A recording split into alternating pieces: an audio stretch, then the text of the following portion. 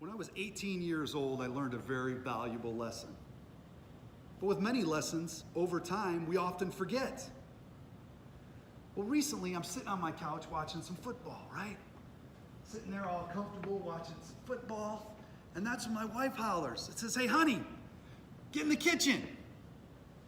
Now, when your beautiful, sexy, never wrong wife hollers, what do? You better believe it. My biscuit gets off the couch and I go running into the kitchen.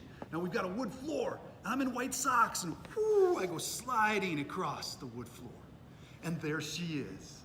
I've got a huge smile on my face as she's leaning against the sink. And that's when she says, "Dear, we've got some leaky pipes. I think it's time we call a plumber." Call a plumber? I'm a man. Why would I do that? So I go downstairs, I get my tools, get my hands dirty underneath the sink. 3 hours later, 2 trips to Lowe's, another one to Home Depot, and guess what? I still have a leaky sink. That's when I decided it was time to call the expert. I get on the phone, I call the plumber. An hour later, $80 more, problem solved. Now, I did mention when I was 18, I learned the same very lesson. At 18 years old, I had my U.S. charter boat captain's license. I ran fishing charters on Lake Michigan.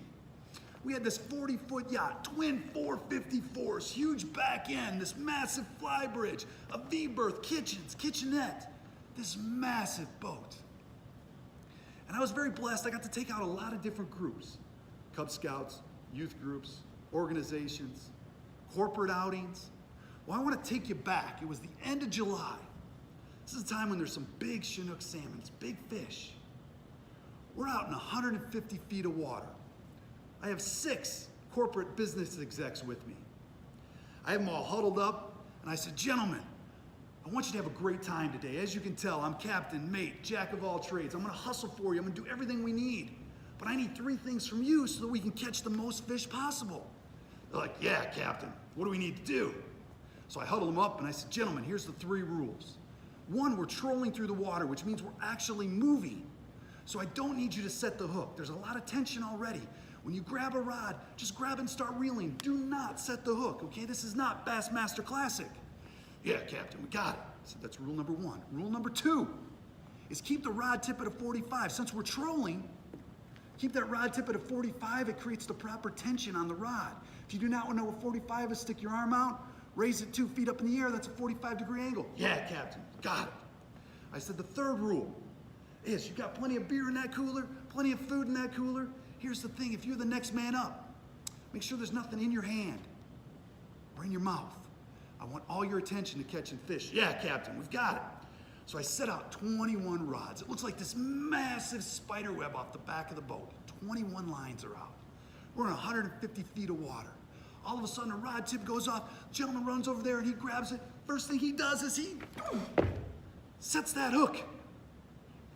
He set that hook so hard that it literally ripped the gums right out of the fish. 0 for 1, no big deal. I reset it, get it back in the water. 10 minutes later, another rod goes off. Gentleman runs over here and he grabs it. And he starts to reel, and then he sticks it down in the water. I pulls it up, sticks it down, pulls it up. I'm like, 45. He sticks it down. I said, 45. He sticks it up, sticks it down. Doing some crazy dance. All of a sudden, fish gets off and swims away. Now we're 0 for 2, and I'm getting a little bit frustrated right now, okay? We're 0 for 2. So I thought I'd put a little fork in these guys, a little bit of a dagger. All right, I know how to get guys motivated. I said, "Gentlemen, yesterday I had the Cub Scouts out with us. We caught 24 out of 25 fish. Today we're already 0 for 2. "Yeah, Captain, we know we can do better." So I get that line set. I've got this gentleman, we're just gonna call him Big Hoss. You know, one of those guys that's just a behemoth of a dude, right? He's probably 6'4", 285, just jacked up, and he's sitting right here on the cooler. And I'm talking to him, and I said, "Hey, how's things going?" Small talk. And he says, "Hey, Captain, do you mind if I light up a stogie?" I said, "You want to light up a cigar? Aren't you next?" And he goes, "Yeah." I said, "Well, if I were you, I wouldn't do it." "Okay, Captain." 15 seconds later, I look over, Big Hoss has got a stogie. He's sitting there. Well, all of a sudden, it's the greatest sound a fisherman can ever hear. I come over here and this line is just getting peeled off. I said, Big Hoss, grab the rod. Big Hoss kind of stumbles over there.